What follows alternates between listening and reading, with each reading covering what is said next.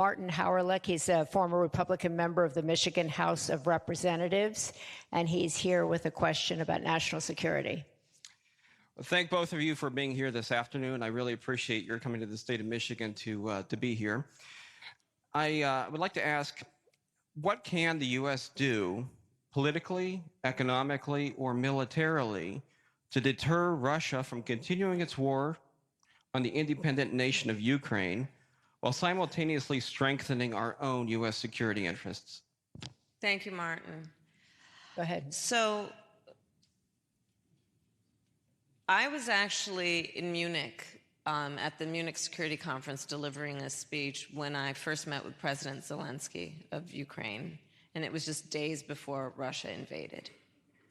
I've now met with President Zelensky, I think, 7 times, because the United States has rightly taken a position as a leader, a global leader on international rules and norms, that we must stand in support of one of the most important international rules and norms, which is the importance of protecting sovereignty and territorial integrity, the importance of standing strong in opposition to the notion that, in this case, Russia would attempt to change borders by force, to invade another nation, a sovereign nation, by force. And sadly, there is a huge difference between my opponent and me on this very fundamental issue. Back to the conversation about, there was a time when there was a phrase that I'll paraphrase, that basically politics ends at the sea line, at the boundaries of our country, that there are certain things, in particular the matters of national security, where it's not about partisanship, it's about where should America stand in terms of supporting our allies and standing for certain principles. I'll give you as a point of reference for me in terms of how I feel about this on the partisan issue. For the 4 years that I was in the United States Senate, my favorite committee was the Senate Intelligence Committee. And I served on that committee, and we would meet in a room that's called a SCIF, and it's basically it's a very secure room.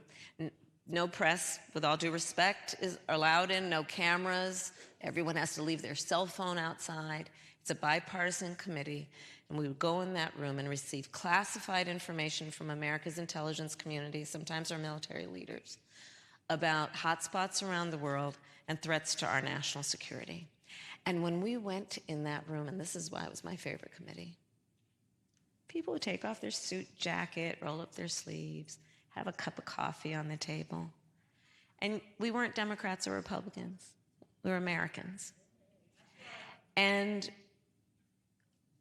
that is so important on a number of issues we are discussing this afternoon, but in particular on national security. My opponent, however, has made it a thing of his to admire dictators and autocrats around the world. He exchanged love letters with Kim Jong-un, remember that? He has openly praised the president of Russia. Most recently, the report is, in the height of COVID. Remember, everyone was scrambling to get their hands on COVID tests? Remember when Americans were dying by the hundreds every day, and Donald Trump secretly sent COVID tests to the president of Russia for his personal use? He has said, Donald Trump, I will solve the matter of Ukraine and Russia in a day. Read through and understand what he is saying. He would surrender. He would have Ukraine surrender its fight against an aggressor, violating its sovereignty. If Donald Trump were president, Vladimir Putin will be sitting in Kyiv and understand what that would mean for America and our standing around the world.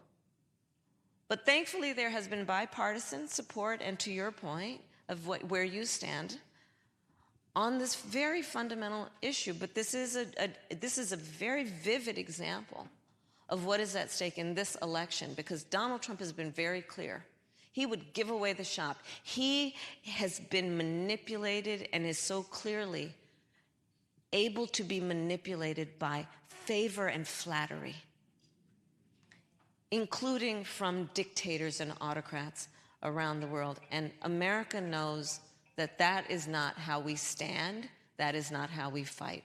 We fight in favor of our strength and our role as a leader in bringing the allies together and standing for foundational and fundamental principles. Congressman Cheney,